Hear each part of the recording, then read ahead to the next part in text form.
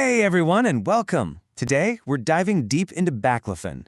It's a really powerful muscle relaxant, and we're going to break down exactly what it is, how it works, and, most importantly, all the critical info you need to know for using it safely.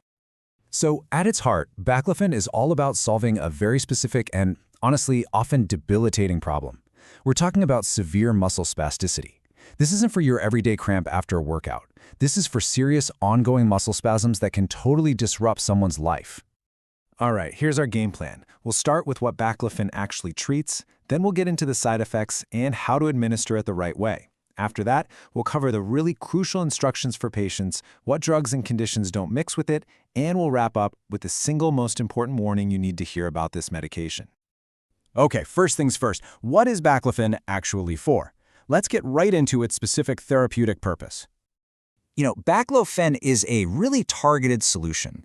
It's mainly used for the kind of intense skeletal muscle spasms that come along with conditions like a spinal cord injury, multiple sclerosis, or cerebral palsy. And understanding that specificity is totally key to understanding its role. Next up, let's talk about a super important part of any medication, the potential side effects. Knowing what might happen and what you need to look out for is absolutely essential for using it safely. So, because Baclofen basically tells your central nervous system to chill out, it's pretty common for people to feel drowsy, dizzy, a little weak, and tired, especially when they first start. The good news? These effects usually get a lot better over time.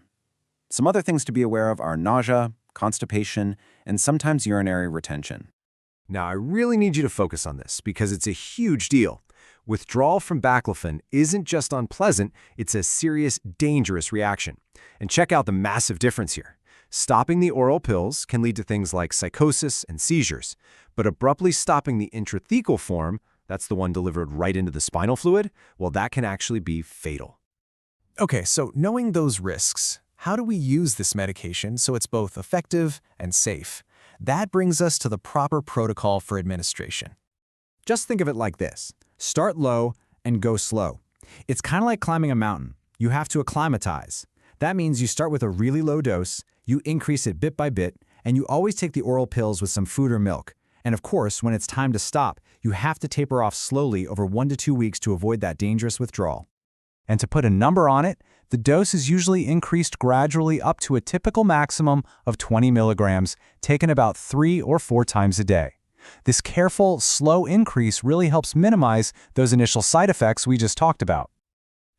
Using medication safely is a real partnership. It's not just on the healthcare provider, the patient has to be in the loop. So, let's cover the absolute must-know instructions for anyone taking Baclofen. These are the practical, day-to-day rules of the road. To handle any dizziness, just make sure to change position slowly. If you feel drowsy, please stay away from the driver's seat. Always take it with food. To help with constipation, drink more fluids and eat more fiber. And here it is again, the golden rule: you never, ever, ever stop this medication abruptly. All right, now we need to get into a really critical safety zone. Who needs to be extra careful with this medication and who should probably avoid it altogether? This chart lays it out pretty clearly. In the caution column, we have things like alcohol and other CNS depressants. Mixing them with Baclofen is a bad idea because it's going to make that drowsiness way, way worse. We also need to be careful with older adults and people with seizure disorders. But then you have the do not use list. This is non-negotiable. Don't use it if you're taking MAOIs, a class of antidepressants, or if you've ever had an allergic reaction to it. We've mentioned this a few times already, but this point is so incredibly important that it gets its own section. This is, hands down, the single biggest risk you need to know about with Baclofen. Seriously, if you remember only one thing from our entire chat today, please let it be this. Do not stop this medication abruptly. Just stopping cold turkey is not an option. It can trigger severe withdrawal that, as we said, can even be fatal with the intrathecal form. So the only safe way to stop is with a gradual taper. That means a provider guides you as you slowly lower the dose over a period of 1 to 2 weeks. This slow and steady process lets your body readjust safely and helps you avoid all those dangerous withdrawal reactions. And that brings us to a final thought. After all of this, the benefits, the risks, the rules, what's the very first, most important thing you would tell a client who's about to start this medication? It's a question that really gets to the heart of it all, doesn't it? The top priority is always patient safety. Thanks for watching.